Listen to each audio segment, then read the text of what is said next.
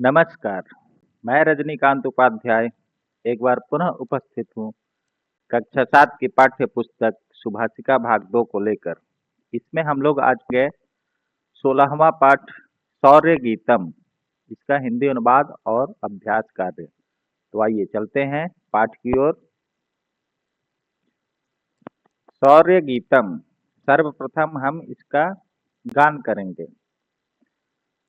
चलन्तु वीर सैनिकः चरन्तु धीर सैनिकः सम्मुखेस्तु पर्वतः कुलिशपातः सर्वतः कदापि बिभीहि त्वं पुरः पदं निधेहि त्वं चलन्तु वीर सैनिकः चरन्तु धीर सैनिकः चलन्तु वीर सैनिकः चरन्तु धीर सैनिकाः रात्रिरस्तु वा दिवा कोऽपि सन्निधौ न वा काशय प्रकाशय भारतं विकासय चलन्तु वीर सैनिकः चरन्तु धीर सैनिकाः सर्वतः सन्तु भक्षकाः भवन्तु तस्य रक्षकाः अखण्डयोजवर्धकः ध्वजोऽस्ति यः त्रिवर्णकः चलन्तु वीर सैनिकाः चरन्तु धीर सैनिकाः चलन्तु वीर सैनिकाः चरन्तु धीर सैनिकाः मनसि ते दृढव्रतं भारतस्य रक्षणं दिव्यतु धरणीतले भारतम् अनारतं चलन्तु वीर सैनिकाः चरन्तु धीर सैनिकाः चलन्तु वीर सैनिकाः चरन्तु धीर सैनिकाः। प्रिय विद्यार्थियों, ये था उच्चारण। आइए अब हिंदी अनुवाद देखते हैं। चलन्तु वीर सैनिकाः चरन्तु धीर सैनिकाः। हे वीर सैनिकों, तुम चलते रहो। हे धैर्यवान सैनिकों, हे धीरज रखने वाले सैनिकों, तुम चलते रहो। सरन्तु अर्थात चलते रहो। सम्मुखेस्तु पर्वतः,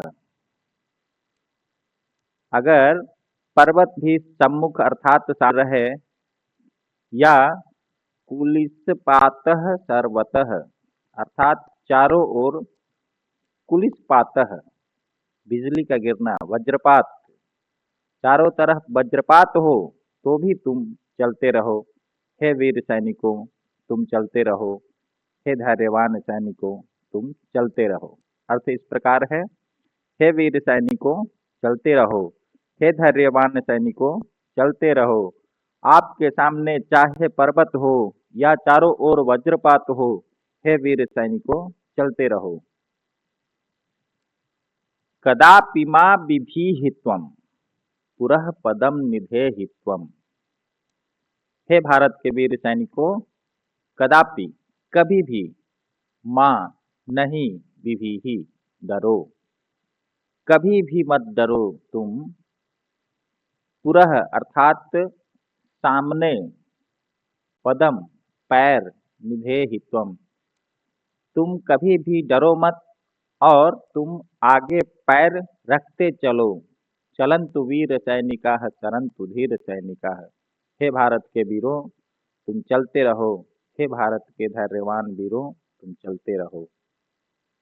रात्रिरस्तु वा दिवा, रात हो या दिन हो, कोऽपि सन्निधौ न वा, कोई साथ हो अथवा न हो, परंतु काशय प्रकाशय विकासय भारतम। यदि रात हो या दिन हो, कोई पास हो या न हो, परंतु हे वीर सैनिकों, तुम भारत का काशय अर्थात आलोकित करते रहो, प्रकाशय प्रकाशमान करते रहो, विकासय विकसित करते रहो भारत को। हे वीर सैनिकों, तुम चलते रहो। हे धैर्यवान सैनिकों, तुम चलते रहो। सर्वतः सन्तु भक्षकाः भवन्तु तस्य रक्षकाः। हे भारत के सैनिकों, चारों तरफ भक्षक ही भक्षक हैं। उन भक्षकों से तुम ही रक्षा करते हो। अखंड योजवर्धकः ध्वजोस्ति यः त्रिवर्णकः। ये जो 3 रंगों वाला तिरंगा है, यह अखंड कभी न खंडित होने वाले बल को बढ़ाने वाला है, इसलिए इसको लेकर हे वीर सैनिकों, इस तिरंगे को लेकर चलते रहो। हे धीरवान सैनिकों, तुम चलते रहो। मनसि ते दृढ़व्रतम भारतस्य रक्षणम। हे भारत के सैनिकों, तुम्हारे मन में भारत की रक्षा का दृढ़ व्रत है, दृढ़ संकल्प है। दिव्यतु धरणी तले भारतम अनारतम। इस संकल्प के साथ कि भारत की हमें रक्षा करनी है, धरणी तले अर्थात पृथ्वी पर, भारतम भारत, अनारतम हमेशा, दिव्यतु चमकता रहे, चलंतु वीर सैनिकाः चरन्तु धीर सैनिकाः। हे भारत के वीरों, तुम चलते रहो। हे धैर्यवान सैनिकों, तुम आगे बढ़ते रहो। तो विद्यार्थियों, ये था हिंदी अनुवाद। अब आइए अभ्यास कार्य की तरफ चलते हैं। पहला प्रश्न है पदानि बोधत, शब्दों को जाने। इसमें शब्दार्थ दिए गए हैं, पढ़ लेना है। अधोलिखितानां प्रश्नानां एक पदेन उत्तराणि लिखत। नीचे दिए गए प्रश्नों के एक शब्द में उत्तर देना है। पहला प्रश्न है के वीराः सन्ति, कौन वीर हैं? तो उत्तर होगा सैनिकाः, सैनिक वीर हैं। सैनिकाः कम विकासयन्तु, सैनिक किसका विकास करें, किसको विकसित करें? तो उत्तर होगा भारतम, अर्थात भारत का विकास करें।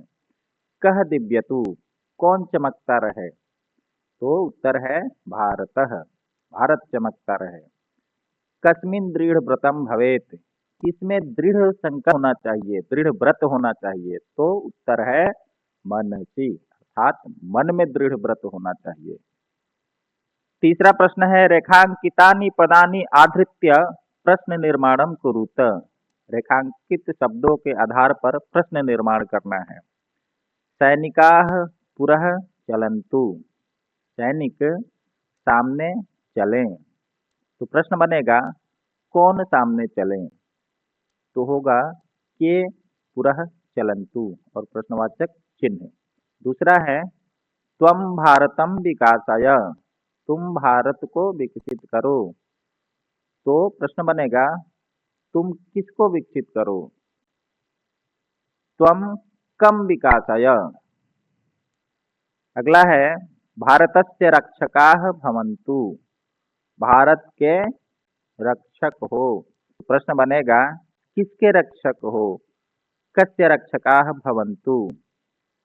अगला है ध्वजः त्रिवर्णकः अस्ति, झंडा 3 रंग का है। तो प्रश्न बनेगा कौन 3 रंग का है? कः त्रिवर्णकः अस्ति।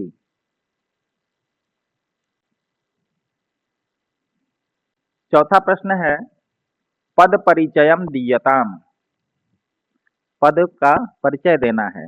जैसे गच्छन्तु, तो यह गम धातु है, लोट लकार है, प्रथम पुरुष है और बहुवचन है। इसी प्रकार से नीचे लिखे गए शब्दों का लिखना है। तो मैं यहाँ लिख दिया हूँ। जैसे सरंतु, सर धातु है, लोट लकार है, प्रथम पुरुष में है और बहुवचन है। पतु, पत धातु, लोट लकार, प्रथम पुरुष, एक वचन। दिव्यतु, दिव्य धातु, लोट लकार, प्रथम पुरुष, एक वचन।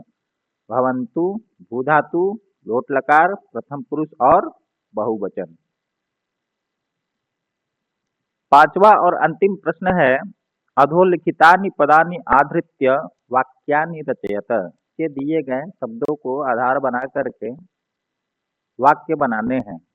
तो मैं वाक्य भी बनाकर लिख दिया हूँ। सैनिकाः, तो इसका होगा सैनिकाः स्वदेशम रक्षन्ति, सैनिक अपने देश की रक्षा करते हैं।